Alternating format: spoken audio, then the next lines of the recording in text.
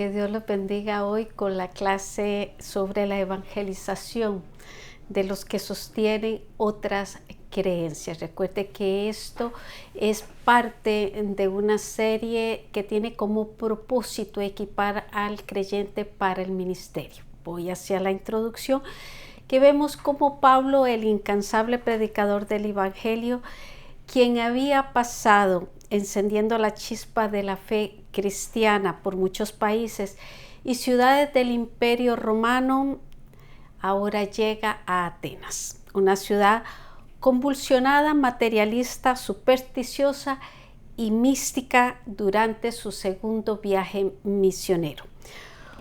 Este gran evangelizador de Atenas tiene mucho que enseñarnos a través de sus tácticas, luchas, pero también sus triunfos.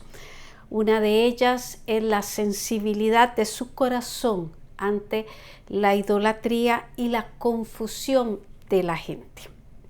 Su alto nivel intelectual que le permitió impactar aún a los más escépticos, el cuidado que le ponía a cualquier detalle que pudiera servirle como punto de contacto en la presentación de su mensaje y sobre todo su dependencia del Espíritu Santo para la presentación de Cristo ante el pueblo. Primer punto, ¿qué siente el cristiano al ver a un pueblo confundido?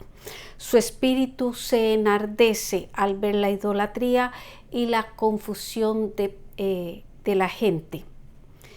Esto le pasó a Pablo en Hechos 17, verso 16, que comienza diciendo: mientras Pablo los esperaba en Atenas. Pablo había pasado algunos meses en las regiones del norte de Macedonia, mientras evangelizó Filipos, Tesalónica y Berea. En los tres lugares él enfrentó la oposición de los judíos, pero en Berea fue tan fuerte la persecución contra él que obligó a los hermanos a enviar un grupo que lo rescató y lo llevaron directo a Atenas vía marítima. Atenas formaba parte del trío de ciudades universitarias del mundo mediterráneo, junto con Tarso en Cilicia y Alejandría en Egipto. Por eso se cree que Pablo, como estudiante en Tarso, conocía mucho de Atenas, ciudad de filósofos, de monumentos, del Partenón y de sus múltiples dioses. Pero mientras Pablo esperaba allí a Silas y a Timoteo andando por aquella metrópolis, se dio cuenta de que a pesar de tanta cultura, el pueblo tenía una gran ignorancia de Dios y se conmovió profundamente de verlos hundidos en la idolatría. Verso 16 dice: su espíritu se enardecía viendo la ciudad entregada a la idolatría. Eso significa que su espíritu se irritó, como lo hizo Elías ante los profetas de Baal, o Jesús cuando volcó las mesas de los cambistas en el templo. Era un celo de Dios que no los dejó tranquilos. Esto es lo que el cristiano necesita sentir para salir y hablar de Cristo a todo aquel que le escuche. Punto B. Pablo se siente impulsado a buscarlos y a hablarles de Cristo. Pablo evangelizó a los que tenían diferentes doctrinas. Veamos el verso 17 que dice: así discutía en la sinagoga con los judíos y piadosos, y en la plaza cada día con los que concurrían. Dice que lo hizo con aquellos judíos que seguían sumergidos en la ley como si nada hubiera sucedido. ¿Qué era lo que había sucedido? La encarnación de Cristo, su vida, su ministerio, su muerte en la cruz y su resurrección. La comisión de ir y predicar el glorioso evangelio y las maravillas y milagros junto con las señales que estaban alborotando al mundo. Esto no significaba nada para aquellos judíos. Por el contrario, veían con recelo y malicia el avance del evangelio de Jesucristo y trataban como les fuera posible callar a cualquiera que lo hablara. Siguió al grupo de los piadosos, que eran prosélitos o convertidos al judaísmo, que para efectos de salvación eran iguales o peores que sus maestros, nos dice Mateo 23:15. Ay de vosotros, escribas y fariseos, hipócritas, porque recorréis mar y tierra para ser un prosélito, y una vez hecho le hacéis 2 veces más hijo del infierno que vosotros. Así le reprochó Jesús a aquellos. Pablo también evangelizó a los que no sabían lo que creían. Verso 18. Y algunos filósofos de los epicúreos y de los estoicos disputaban con él, y unos decían qué querrá decir este palabrero, y otros parece que es predicador de nuevos dioses, porque les predicaba el evangelio de Jesús y de la resurrección. Dice que dedicó tiempo para hablar de Cristo en la plaza cada día con los que concurrían. Esto recuerde que era la segunda parte del verso 17. Así que podemos pensar en este grupo como aquellos que no tienen una religión en serio ni están sometidos a un sistema doctrinal y realizan actividades religiosas de cualquier naturaleza. No están comprometidos y tampoco tienen preguntas concretas. Algunos tienen expresiones como todas las religiones son buenas y todos los caminos conducen a Dios, pero hay que estar definido. Lean Lucas 11:23. También evangelizó a los epicúreos. Esta era una escuela filosófica fundada en Atenas alrededor del año 300 por Epicuro. Ellos defendían la tesis hedonista, es decir, la búsqueda del placer como el fin supremo de la vida del hombre. Su ideal era la paz del alma en la que radica la felicidad mediante el engrandecimiento del goce. Su materialismo existencialista los hacía olvidarse de la eternidad. A esto les decía Pablo que Dios demanda arrepentimiento por haberse establecido un día de juicio para juzgar al mundo por haber rechazado a Jesucristo, versos 30 y 31. También lo hizo con los estoicos, escuela griega fundada por el filósofo Zenón de Sitio en el año 108 a.C. aproximadamente. Su nombre fue porque fue establecida en el Estoa, el pórtico de Atenas. Sostenían ideas de Heráclito, Platón y Aristóteles.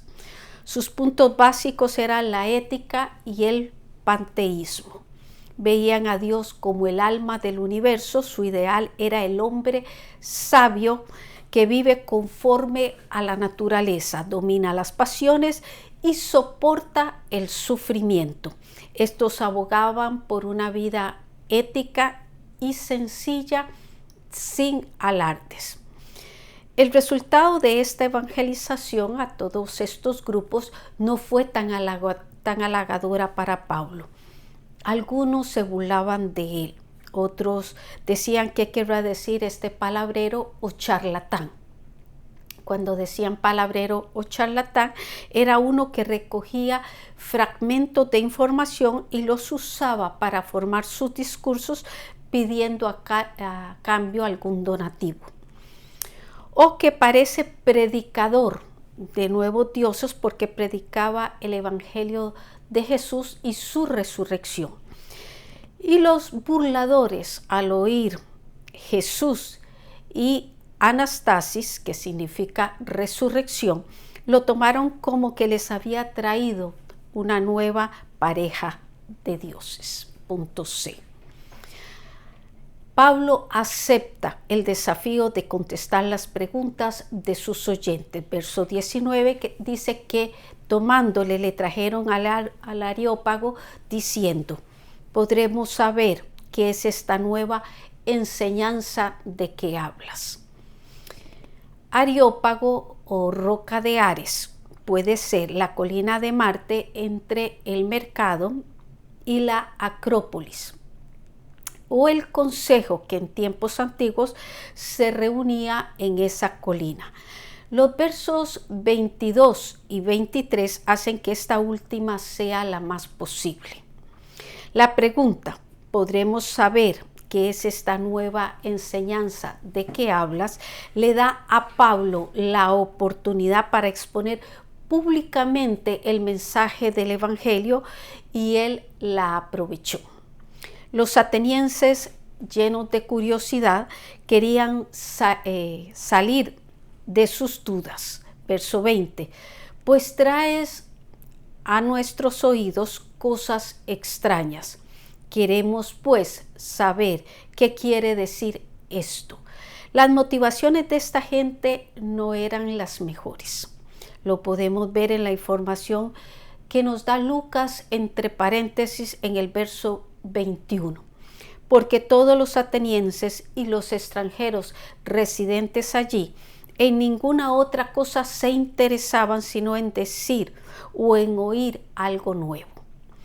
Gente que le describe Pablo como advertencia a Timoteo en 2 de Timoteo 4:3, cuando le dice: vendrán tiempo cuando no sufrirán la sana doctrina, sino que teniendo comezón de oír se amontonarán maestros conforme a sus propias concupiscencias.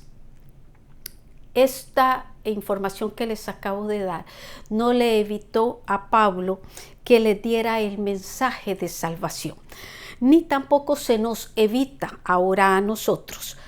Así que nunca pensemos que es una pérdida de tiempo dar el mensaje. Pregunta: ¿de qué se dio cuenta Pablo que carecía aquel pueblo de Atenas? Punto 2. ¿Qué tipo de mensaje puede impactar a los de creencias falsas? La información que ilustra lo desconocido con cosas comunes. Verso 22. Entonces Pablo, puesto en pie en medio del Areópago, dijo: varones atenienses, en todo observo que sois muy religiosos. Ahora les voy a dar los 4 pasos que usó Pablo en este mensaje. El primero es el saludo, cuando le dice varones atenienses. Con este saludo se presentaba el gran orador Demóstenes cuando hablaba a los 31 jueces o arcontes para escuchar las audiencias más importantes de Atenas. Esto significa que Pablo encontró conveniente usar la formalidad con la que ellos se identificaban sin comprometer la seriedad y la fuerza de su mensaje.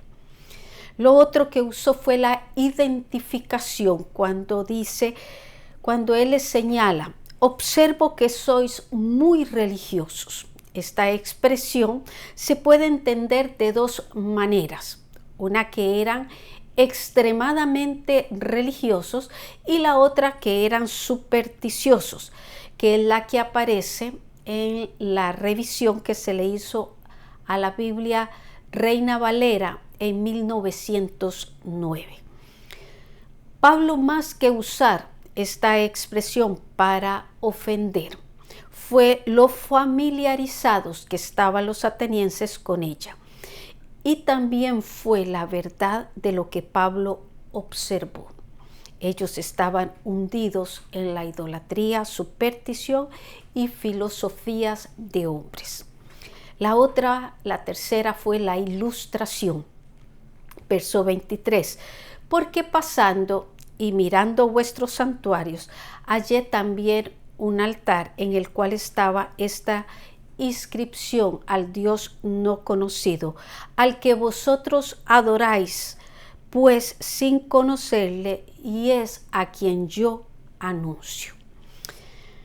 No podemos negar que ya sea un sermón, una clase o una simple conversación, las ilustraciones desempeñan un papel maravilloso. Pablo la usa acá muy apropiadamente como punto de partida y de contacto. El altar que él encontró con la inscripción: al Dios no conocido. Así que el consejo es que busquemos para nuestros oyentes elementos conocidos para facilitarle la comprensión de lo que queramos que ellos entiendan. La 4 fue la transmisión de la idea. Cuando Pablo procede a transmitir la idea hacia el Dios verdadero, habla tomando lo que ellos tenían y conocían. Dice: al que vosotros adoráis, pues, sin conocerle, es a quien yo os anuncio. De esta manera, sin ofenderles ni menospreciar lo que ellos tenían por valioso, su amor a la religión o superstición, les empezó a abrir los ojos a lo inútil y falso de la idolatría. Y sin hablar mal de los millares de dioses atenienses, él les exaltó maravillosamente lo que significa creer en un Dios que para muchos de los que estaban oyendo era desconocido, pero que todos pueden conocer, y ahora más que nos ha dado a su Hijo, quien es el resplandor de su gloria y la imagen misma de su sustancia, nos dice Hebreos 1:3.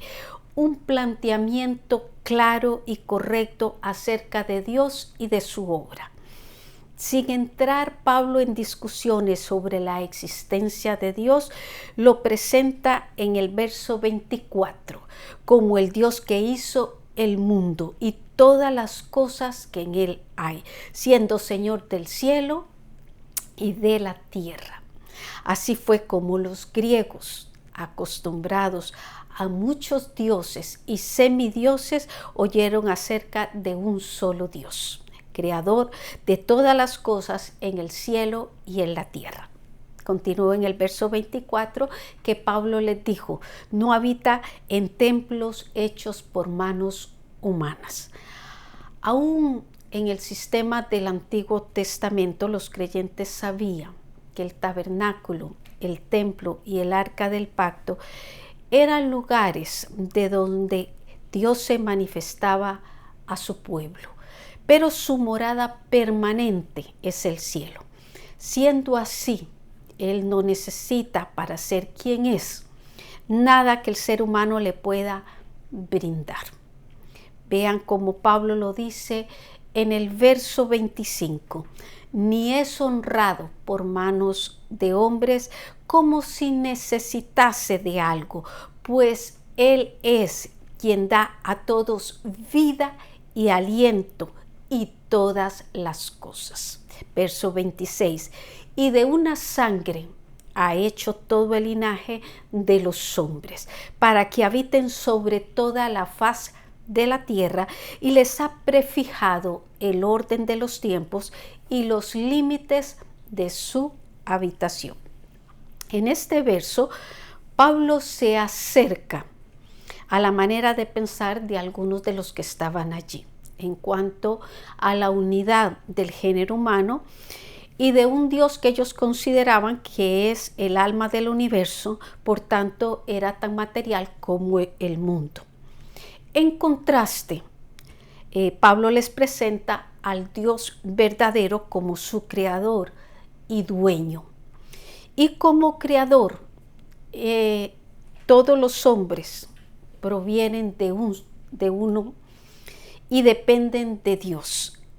y Él es quien les ha dado el lugar de su habitación, pero también ha prefijado el orden de los tiempos, aquí refiriéndose a las estaciones, para suministrarnos el alimento. Verso 27, para que busquen a Dios y si en alguna manera, palpando, puedan hallarle, aunque ciertamente no está lejos de cada uno de nosotros.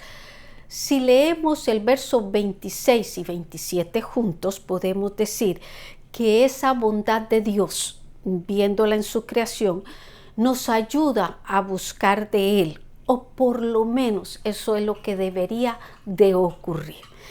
También dice Pablo que Él no está lejos de nosotros. Eso significa que hasta un ciego, cuando dice palpando, puede encontrarle. El ser humano depende de Dios para todo, aunque no quiera admitirlo. Verso 28 dice, porque en Él vivimos y nos movemos y somos. Verso 29, siendo pues linaje de Dios, no debemos pensar que la divinidad sea semejante a oro, plata, piedra, escultura de arte y de imaginación de hombres. Pablo a aquellos que le estaban escuchando los estaba llevando a no pensar que Dios pudiera ser semejante a esta lista que él da en este verso. Para ello les hace reflexionar. Si somos su linaje, fuimos creados por Él, de alguna manera Él es superior a nosotros. Por lo que identificar a Dios con algo hecho o imaginado por los hombres es una locura que cae en pecado. Romanos 1, 22, 23. Punto C. Un llamado poderoso al arrepentimiento y a la aceptación de Cristo. Verso 30. Pero Dios, habiendo pasado por alto los tiempos de esta ignorancia, ahora manda a todos los hombres en todo lugar que se arrepientan. Así es como Pablo concluye su predicación en la colina de Marte. Y varios, entre ellos Dionisio el Areopagita, una mujer llamada Dámaris y otros con ellos, dice que creyeron en el Señor Jesucristo. Hechos 17, 34. Eusebio, el gran historiador cristiano, dijo que Dionisio el Areopagita vino a ser el primer pastor de la iglesia en Atenas, así que aquel mensaje tuvo buen fruto. Verso 32. Pero cuando oyeron lo de la resurrección de los muertos, unos se burlaban y otros decían, ya te oiremos acerca de esto otra vez. Así será. Unos oirán para arrepentimiento y otros lo despreciarán. Pero nosotros seguiremos dando el mensaje de salvación, porque vea lo que dice el verso 31. Se ha establecido un día en el cual Dios juzgará al mundo con justicia por aquel varón a quien designó, dando fe a todos con haberle levantado de los muertos a su Hijo Jesucristo. Pregunta, señale los 4 pasos que Pablo usó para presentar el mensaje. Reflexión. Nuestro mundo sigue lleno de creencias, teorías, filosofías y supersticiones. Con las religiones de la nueva era, un resurgir del espiritismo con prácticas psíquicas y las diferentes hechicerías culturales, llevando a más y más gente a la idolatría, sin contar con la diversidad de religiones, de creencias religiosas. Así que el llamado es: preparémonos para que, como Pablo, cuando se le presentó la oportunidad, la aprovechemos, presentando a nuestro Dios como el único Dios, creador y paciente para que los hombres se arrepientan. Así que te invito a no ignorar la confusión espiritual en que se encuentra nuestro mundo de hoy. Así que el que piensa estar firme, miremos, observemos bien para no caer, pero también para levantar al que está en confusión. Que Dios me los bendiga y los espero la próxima semana con pasos y recursos de la evangelización.